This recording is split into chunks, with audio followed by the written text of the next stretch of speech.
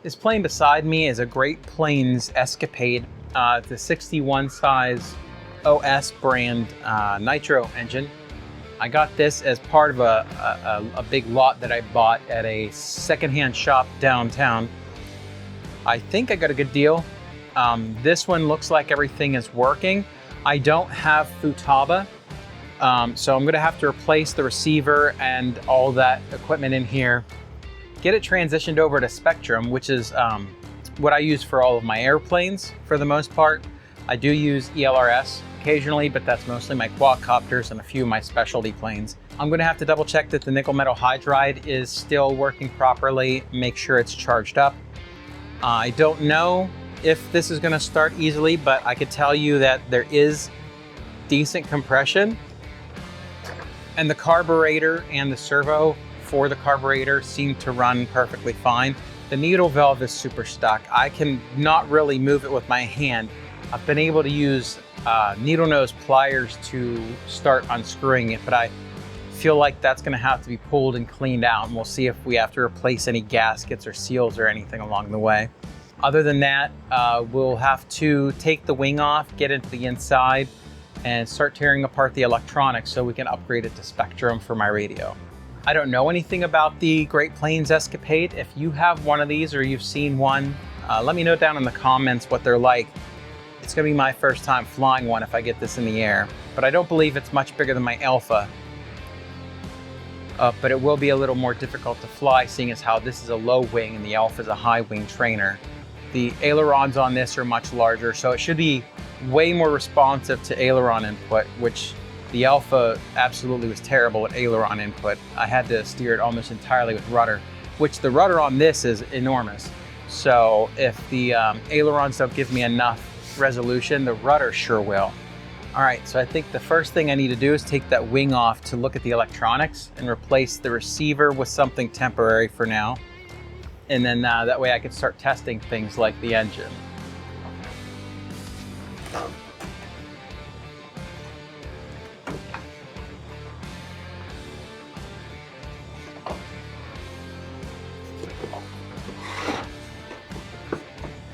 So these days, the way that we build airplanes and the things that we put inside has changed quite a bit from the way they did it before. We don't really need to add nickel metal hydride batteries for the receiver because most of our planes are electric. So they already run on power from a LiPo, and we can feed the receiver with that. Also, we're not quite as careful with our receivers as they were, clearly. I've never seen a receiver in a protective case like this. That's pretty cool. Might actually reuse that, we'll have to see. Also, the receivers are enormous. Give you a little comparison. This is a little 410, so that's a 4-channel. And this is a huge receiver. See, it's crystal too. Yeah, so yeah, I only need 4 channels, throttle, ailerons. It's probably rudder and elevator. No, probably elevator and rudder.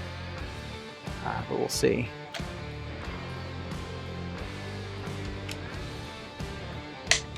Oh yeah, look at that. I forgot. Futabas have these old radios have enormous antennas. It comes out here and runs down the entire length of the plane. Okay, so it's I'll have to cut it off the side of the plane, I think.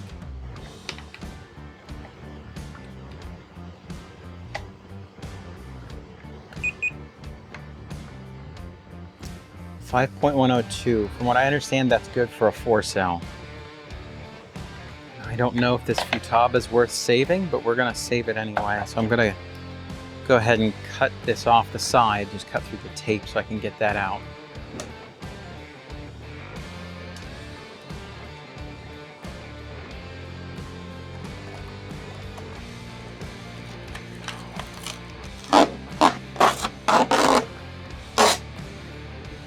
I'm curious what these little plastic things are for.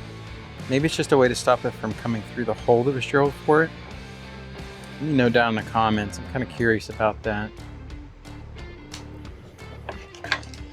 Oh, I just realized those are just little servo arms somebody's cut off. That's smart. There's one right there too.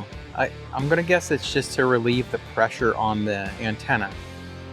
I'll go ahead and throw these back on in case this is reusable for somebody, they'll have those. Okay, so off camera I went ahead and bound up my receiver to my transmitter, created a profile for it, and I've got the control surfaces all working. There we go. Ailerons aren't connected. The elevators work. The rudder works. And the throttle works. I also made sure to enable a throttle cut. We've got the throttle connected properly. We've got a safety switch. And I think we've got everything ready to actually do a test to see if we could fire it up. So the first thing I want to do is test out this glow plug here. Let's go ahead and pull that out. It's a little black. Could use a little cleaning. Let's see what we got here though. Yep. Okay, so the glow plug should be at least hot enough to start it. Let's go ahead and put that back in for now. Okay, well, I still can't turn the needle valve, so we're gonna go ahead and just, I'm hoping that if I fill her up, maybe if we can get it to run, we can get some glow fuel through there and it might loosen up the gummy pieces and maybe we'll be able to turn that. In the interest of safety, third, we're gonna tie the tail down. I got a clamp on the back of my work table here. Just some jute rope will be plenty to hold this down. Just wrap it around the tail a few times. And let's test it. Yeah, that's looking good. If that pulls off of there, that's an act of God. Next step is going to be to put a little bit of fuel in it. Just bring up my kit.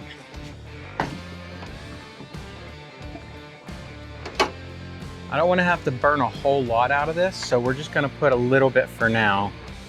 That's wishful thinking because I'm not even sure this is going to start.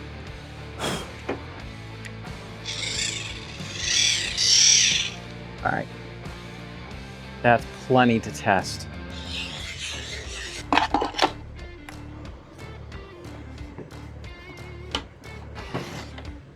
Okay, so I'm going to prepare for a start, even though I very much doubt this is going to start. Remember, we don't know what position this needle valve is in. As far as I know, it's fully open or fully closed.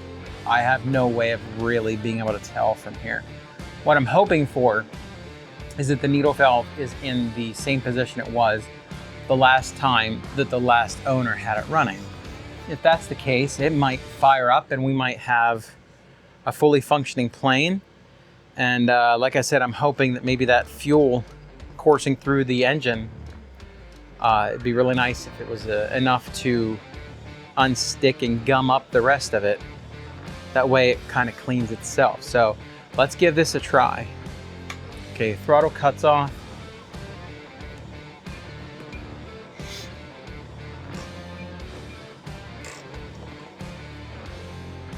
I guess we've disconnected somehow.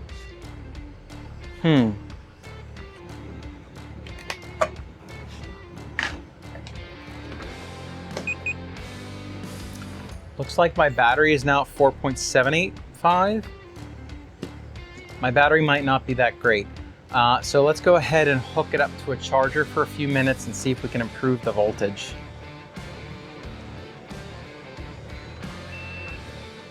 Okay, well, we're gonna go ahead and continue charging this for now, and we'll come back to this in a few minutes and see if we can start it then. Okay, so the final voltage we've got for the nickel metal hydride is over 6 volts. That should be plenty to fire it up. We're booting up the transmitter. Let me turn on the receiver.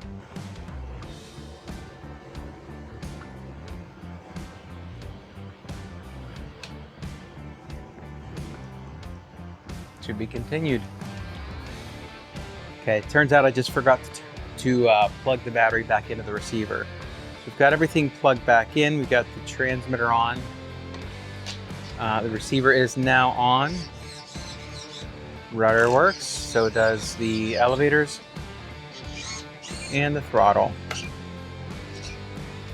So let's go ahead and crack the throttle about, maybe halfway on my stick here. I'm going to test the plane, make sure it can't pull forward. Seems good. Let's prime this, make sure we can see the fuel coming up through. I'm not sure if I'm seeing any fuel at all. Well, that's a good indication that our needle valve is completely messed up and is probably completely closed. I guess we're tearing apart and cleaning our needle valve. First thing I'm going to have to do for that, we're going to clear up the area a little bit, turn off our transmitter, turn off our receiver. I'm going to go ahead and pull the nickel metal hydride connection from the receiver just to be doubly sure that it's not pulling energy from it. And then I'll remove the cowl, and at the very least we're going to remove this needle valve and open it up, and we'll clean it out and see if it looks like it's okay.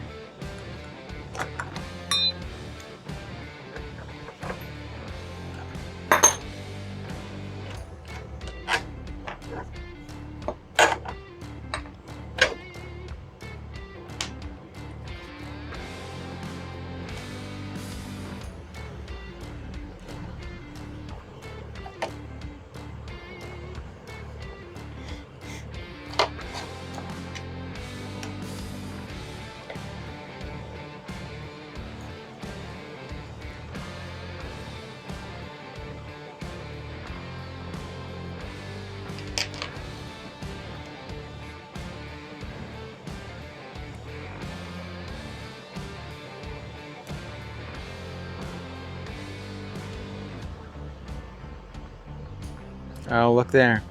Completely missing our gasket. There's just pieces of it there. And there's no spring retainer clip either. So when we are adjusting this, once I get it all cleaned up and get the stickiness out of it, it's not going to want to stick. Until I get one in the mail, I can use one of these to just kind of hold it in place. Right, here's the old one. It's all in pieces, so let's go ahead and clean this, get a new grommet installed, and we'll see if we can't get this started up.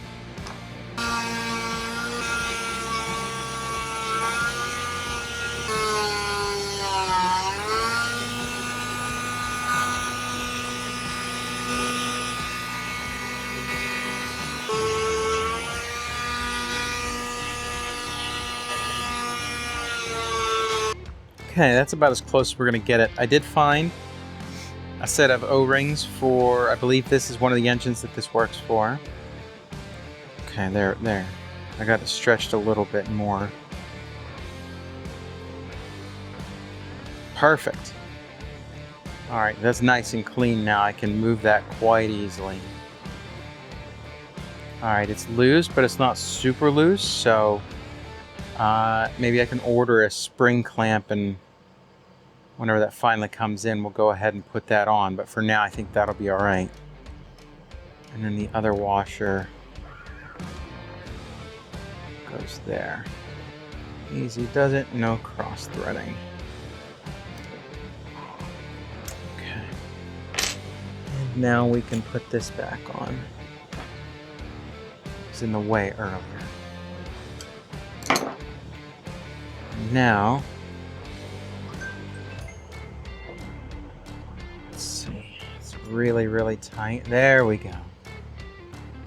Okay, so now our needle valve is way looser. You can see I can easily adjust that. Spring clamp won't be necessary to test it, but this is loose enough that it will definitely move when it's running, so I gotta be careful of that. Let's leave the cowling off until we know everything's running perfectly.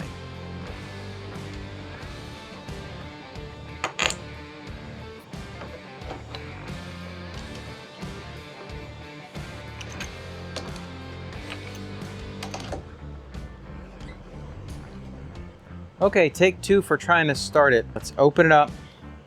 Let's see if we can't see some fuel coming through now. I forgot to open my needle valve. 2. We'll start with 2. All right, do we see any fuel coming through? Yeah, there's the fuel. Okay, now we're seeing fuel coming through our pipes. Now we'll get our starter on here. All right, let's take it down to about, it's about 1/3 to 1/2 open. I'm gonna pull it forward, make sure there's nowhere it can go. Cover as much as I can with this towel because this nitro fuel gets over everything.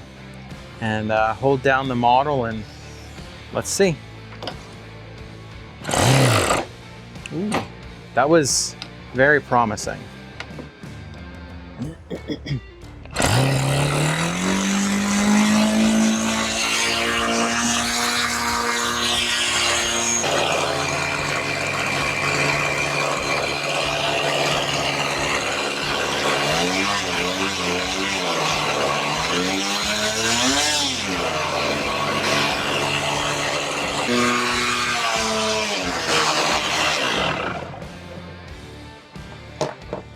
Good test. All right, so we're getting it going. That would, I mean, if all I have to do is buy an O-ring, that was like $10. Actually, the 2-pack was $10, so $5. I think I might take it outside and see if I can get it tuned a little more, and then I'll let it just burn out some gas and clean out the inside today. I'm gonna go ahead and use this. Let's see. So I did see that this was moving a little bit, I think. So there, if I just do that. Yeah, that should work really well. Okay, we're gonna do that. I started with 2 turns open. And we'll take it outside and see if I can't get it dialed in a little better. And then I'll let the gas burn off. If that all works out there, then I think all I have to do is repair the small hole in the wing and I could take this up in the air next time I go to the field. I'm gonna leave the cowling off for now because it's easier to get a hold of the needle valve and adjust it. So at least until I get a spring clamp, I'm gonna leave the cowling off. Hopefully that'll be fine. I can't see a reason why that would be an issue. All right, let's take it outside.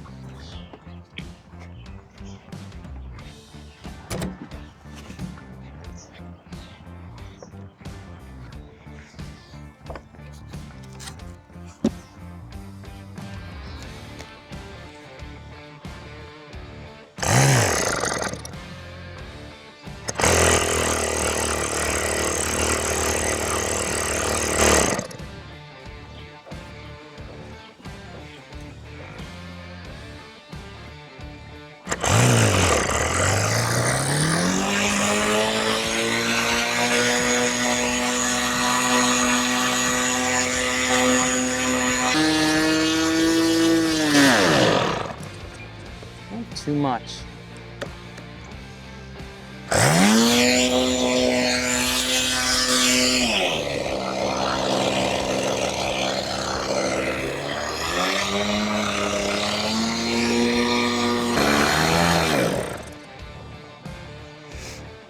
Okay, keep at it.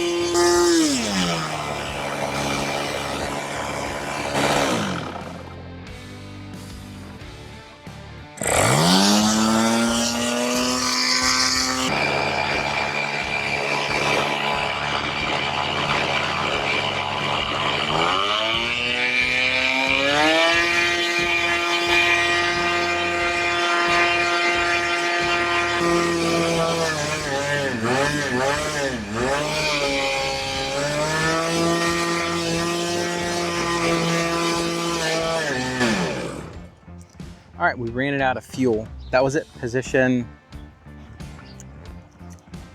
Okay, so it's about 1.5, 1.5-ish. I can tune it when I get to the field anytime I want to fly it, but that was great. Had no problem going at low idle speed for a long time, had no problem going high speed for a long time. So that's perfect. I'm gonna clean her up and we'll take her back into the shop. Now, I probably haven't been flying Nitro long enough to have an opinion about this, but as far as cleaning off glow fuel, I use Simple Green. It's pretty friendly for the environment. It can be washed directly down the sink if you need to. That also depends on what you're cleaning. If you're cleaning something that should not be rinsed down the sink, don't rinse Simple Green with that in it down the sink. Interestingly, I've never had this happen before. These loops are tiny now. They started out about that big, and they got tightened down to that big because of the power of this engine. I don't think I've ever flown an airplane with an engine that powerful. So that's pretty impressive. That's gonna be really fun when I get this in the air. The wing's actually in pretty darn good shape, but there's a puncture right here. As far as today goes, I think that was a success. I don't want to do anything more today. The patching is all I really need to do to fly it, and then I just need to wait for a decent day to take it out. So stick with me through that, and we'll watch this thing either fly or crash together.